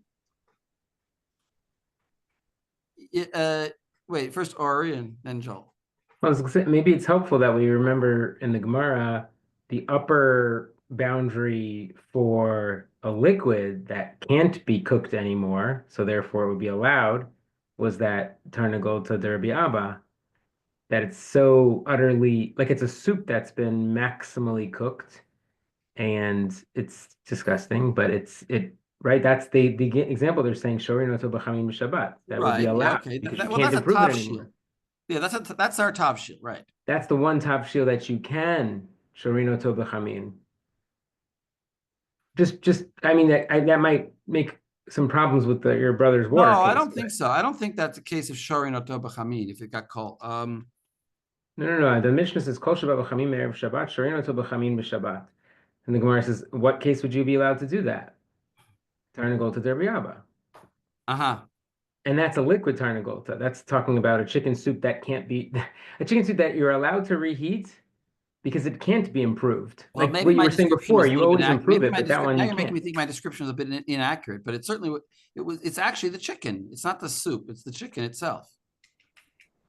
It's got to be the chicken itself. I don't know why I thought that was a top shield.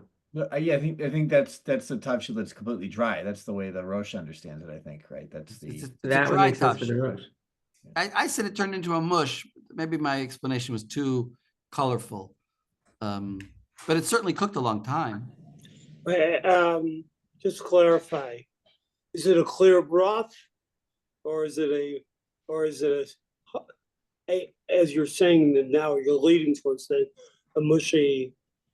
I thought it was a mushy. Wait, read here. Ori, do you have Rashi in front of you? Can you read Rashi? What does he say about Tarnagol? I'm looking on the computer, but I can open the Rashi. Yeah, I was curious. Open the Rashi, and we'll listen. Can go on my havi ba bechamin shechozrin v'shorino to bechamin. Yeah. Okay. No. What is Tarnagol Rabbi Abba? Yeah. That's, I think, why I had it that way, because of Rashi. Fine. No. It melts. It's like a liquid. It's like a liquid chicken. Is that Rashi's? He doesn't say what the definition of Tarnagol Rabbi Abba. It just says Gemara also. Gemara kagon mai havi ba bechamin shechozrin v'shorino to bechamin. I can open the book version too. No, but you're not giving me the Rashi on Tarnagol Shel Rabbi Abba. That's the only Rashi I have on that section. Oh, wait, in the Mishnah. Sorry, yeah. Well, first of all, Kol Shabbat B'chamin, Klomar Shenit Bashel, Shorino to B'chamin, Kedei Sheyehi Namuach. V'chol Shelo B'chamin. Yeah, no, the Mishnah doesn't mention that's in the Gemara only, the Tarnagol to Derbi Abba. Yes, there's a Rashi. It doesn't say anything else. Right? He says, right, Tarnagol Te de Rabbi Abba. He says, מבשלה ושורה אותה ימים רבים בחמים, למחות Oh, I don't have it. מעליה ואוכלה לרפואה, right? Read that again, Joe. Wait, where is I'll that? find it. I'm not in the, it's Kuf Mem Hey. Amud Bet. Is מבשלה ושורה אותה ימים רבים בחמים, למחות מעליה, right? So you're putting it for a long time in this water, in hot water, right? To kind of like not erase it, but I don't know, like to mush it essentially. Right. It's eating for refuah. So it sounds like it's still solid. I think it's just a mushy chicken, right, is what it is. It's solid, but it's mushy. Okay. Yeah. Back to plasma. I think. I do think, Rav Nachum, just the two explanations you gave, right? The problem with the one that it's about mistamek v'afelo, mistamek ralo, is that I don't think anyone would say that if I boil water a second time, it's mistamek v'afelo, right? Right. Exactly. So why water? Yeah. And the other one does water well, but not soup, right? Because if you say, oh, well, water looks exactly the same if it's boiled and been cooled as it never been boiled, and so you can't tell. But on the other hand, like soup actually does look different. Marak, which is actually what the Shulchan Aruch calls out. Right, the water turns into marak. First you put water, and then you put a chicken, and then it becomes something else. Exactly. Right. So you're saying maybe we need both explanations. Yeah, or we need a third. It's also Okay, we need a unified theory. Nobody's. Yeah, I didn't see that opinion that my brother told me. I didn't see it anywhere written. Maybe it's. I didn't look in the Mishnah Berurah. You'll have to tell me if it's there. I heard it once before. I don't remember where I heard it though. So okay. I remember where I heard it. Okay, let's continue. Okay. We're in the middle here. The truth is, Jacob, you actually stopped in the middle. Let's just again. I'll read a little bit. V'hani mili sheyesh bo bishul achar bishul. That what we said. There's bishul achar bishul, but tavshil sheyesh bo marak. That's talking about a tavshil that's not dry.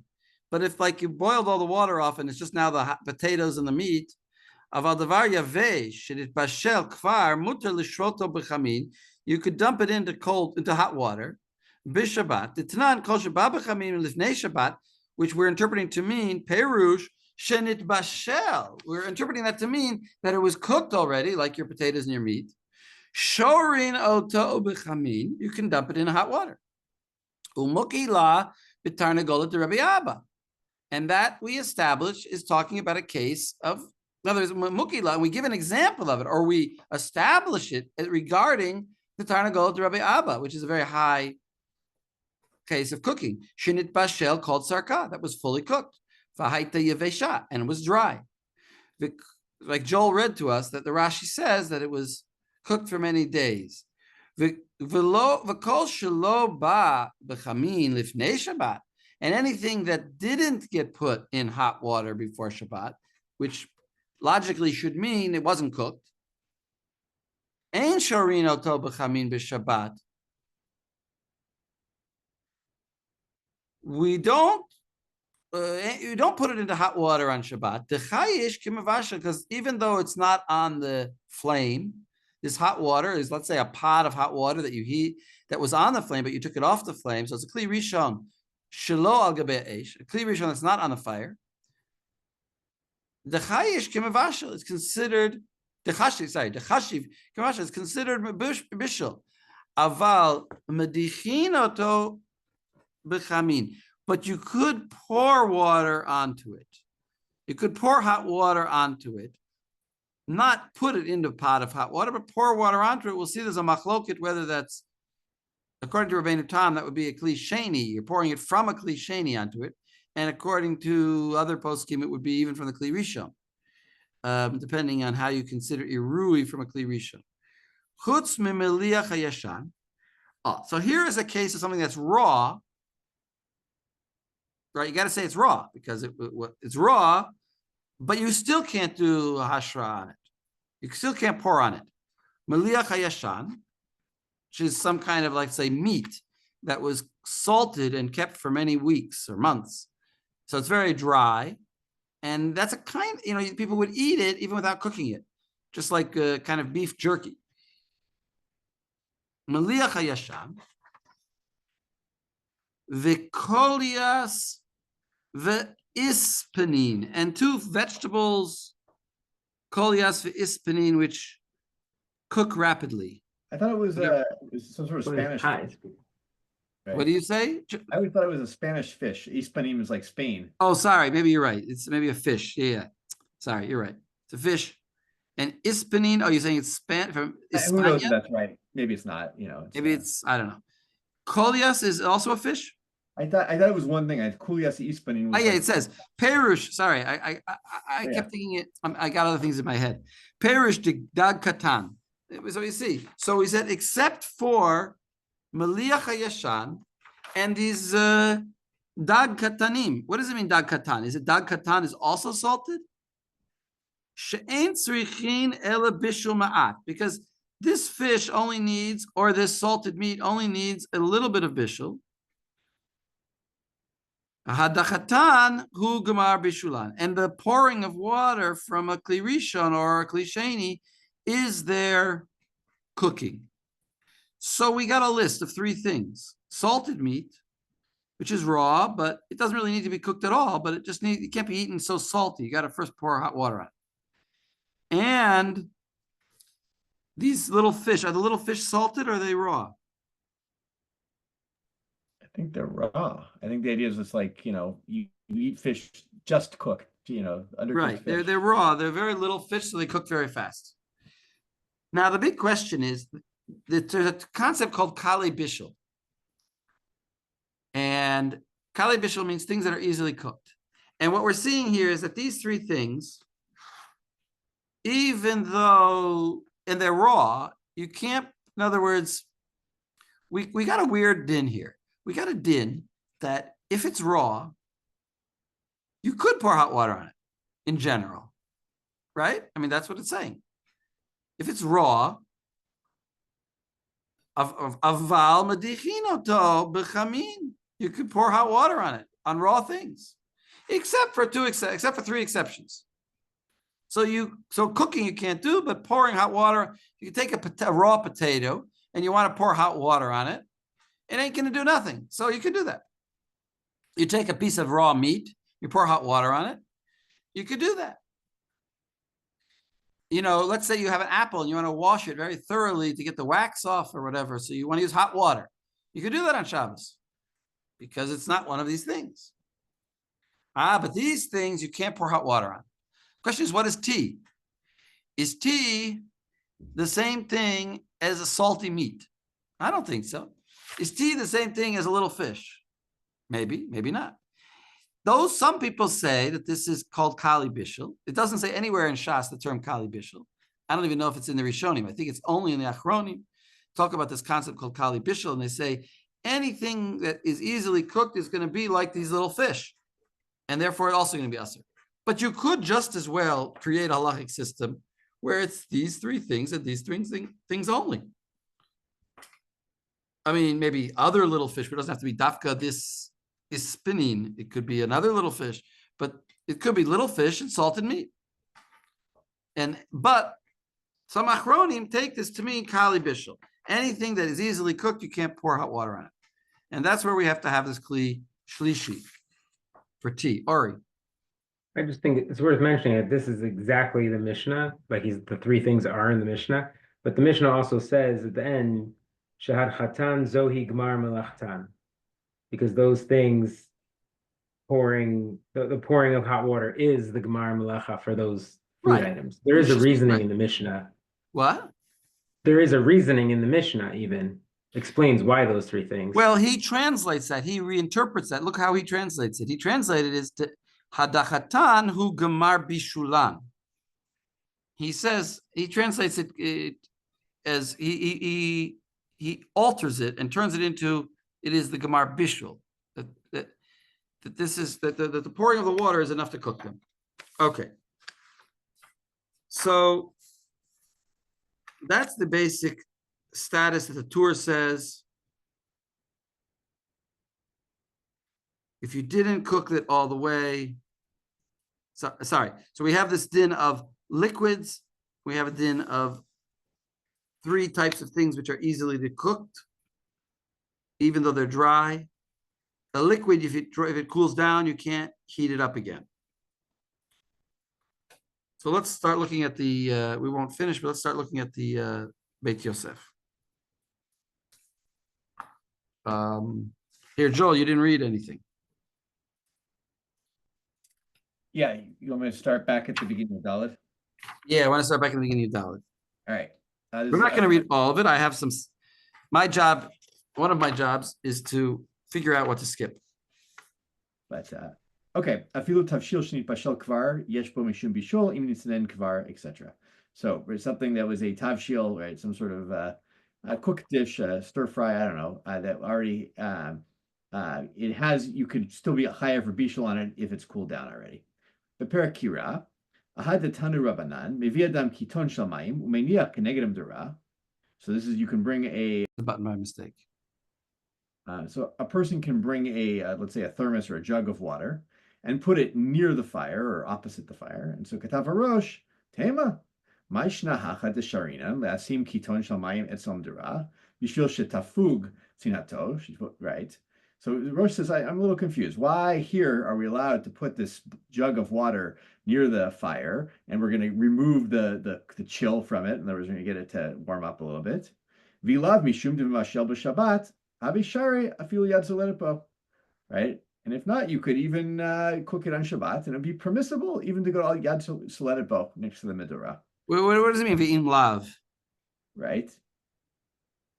What does it mean there? It's on the Rabbi Shvil Shetafusinato. And if it's not just to remove the heat, it could just be that you're cooking the thing there. So.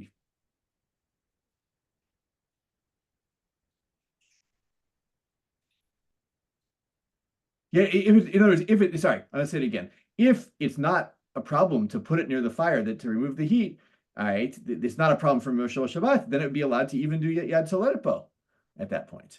So right. Aside from the Isser of Bishul and Shabbos, I don't know what does he mean. Aside from the Isser of Bishul and Shabbos, then you could put it there?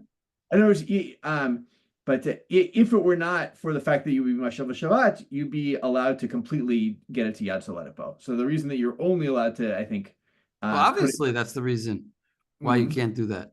But okay, anyway, go on. Yeah, but I think this is what he said. In other words, because this is a thing of water that hasn't been cooked at all, right? And the only reason, yeah, I see what he's saying. The only reason that you're not allowed to put it there on Shabbos is because it's uncooked. But if it had been cooked, maybe it would be. In other words, if bishul didn't apply, then you would be allowed to reheat it to Yad Soledepo. Is what it's applied by. Very nice. Okay. All right. Well, El Asrian Lasima Gabekira. This is the earlier in Perka Kira. You can't put on a kira, which is like kind of like a stove, a two-slotted stove. I feel a grufaktuma, even if this is completely the coals are completely covered. We're jumping into this huge topic, which is when can you do chazara? When can you put something back onto the stove that you took off on Shabbos? Yeah. And we have a concept called grufa v'katuma. Grufa v'katuma means that you took out all the ashes and it's cleaned out, and there's just some residual heat in the walls. And even there, you can't put it on a kira, even if it's grufa katuma. There's nothing there. What's the problem? Even though it's cooked fully and everything is fine, afal pishit bashel. Nit bashel. Even though hit bashel, nit bashel. I think it means it was surely cooked. No, afshil tavshil. The food was cooked before Shabbat, me'er Shabbat. So they say mishum bishul. And there's no cooking, therefore. So why can't you do that? Go ahead. Kidamrinan kol Shabbat bechamim milifnei Shabbat shorino to bechamim b'Shabbat. Right. If you can put it in the hot water on Shabbat, then certainly, if it was cooked before, there's no cooking. So why would we say that that the fully cooked food you can't put back on a kira, even though the kira is there's no chashash that you're going to start messing with the coals because there are no coals there, and here. We're allowing you to put this, let's say, fully cooked water. Theoretically, you could put it next to the fire and get it really hot. Sounds like it's much worse. It's certainly, there's a fire here, actually. Exactly. There was no fire even. There's no coals, nothing. Yeah, residual heat seems to be worse than the fire in this sense. Right, residual heat seems to be worse than the actual fire. That's a very weird law. Go ahead. Right, so there seems to be, we have to make a distinction between putting it directly on this oven, right, even with that only has residual heat, to the actual putting it limudura, right, to the you have like a campfire, sorry, just the fire going. You're going to put it near the fire, which is we're going to get to, right? The chazara gabe kira asur, to return something to a kira is forbidden on Shabbat. Right? That is like you can put somech lekira. Also, we have a rule. You're allowed to do that on Shabbat. Right. There's another rule that we know, which is that you can put something near a kira. Mm-hmm. So now, when you put something near a kira, there's the wall of the kira between the inside of the kira and the pot that you're putting there. You have the pot; it's next to the kira. There's a wall, and then inside there's the residual heat. Exactly. So even you can put it in the medura, even though there's no barrier between it and the medura. Why? Right? No, you mean I think it's when it says afal pi she'ein devar mafsik by the medura. Yeah, exactly. Because by the kira, there is a devar mafsik, the wall of the kira. But by the fire, you're putting it just next to a fire. There's no devar mafsik. Why are we allowing that? Exactly. And so the reason is kevan she'tzrichu chamim lerachik min medura ika kera velo ate lechatuye, right, or chatoye, right? Since the chachamim made you put it not, some distance from the medura itself, you have a recognition, a symbol that so you won't come to stir the coals. And that's really the thing about the kira is that I'm going to return my item to the kira on Shabbat. And what am I going to do? I'm going to it's not hot enough. So I'm going to go, those ashes that I kind of pushed aside, I'm going to stir them back up to get the heat going again. And that's the real fear on Shabbos. So, or that is that the case? Or that if we permit you, you may do it with a stove that's not Grufa Ketuma. Yeah, okay. The Grufa Ketuma is Atu. I think even the Grufa Ketuma, there's a fear that you might come to do that, right? Because still, if you ever made a campfire, then what happens is if you ever try to pull, I know I've done this, you try to put the campfire out and you kind of stir things around. There's still little embers going. Still fire there, yeah. Yeah. So even in the morning, there'll still be something there. Exactly. Okay, we're gonna stop here because time is finished. But we'll go further next time. Maybe I'll send out sources for hay also. I think I'll try to do something like that. Have to come back for the punchlines. Yeah. The punchlines. Well, the punchlines. I have to come back for the punchline. Oh, you have to come back next week to get the punchline. Yeah. We still have to figure out what all the dinim are going to be by liquids. Are there Sephardim and Ashkenazi differences? And Yemenite. And Yemenite differences. And the big question is Rove. What if it's mostly solid, but a little bit of liquid? Do we consider it a liquid or a solid? Or it starts solid when it's cold and it becomes liquid, right? So. Oh, fats. Yeah. Like congealed fats. Are they solid or liquid? Yeah. I don't know if we'll talk about that. Okay. Anyway,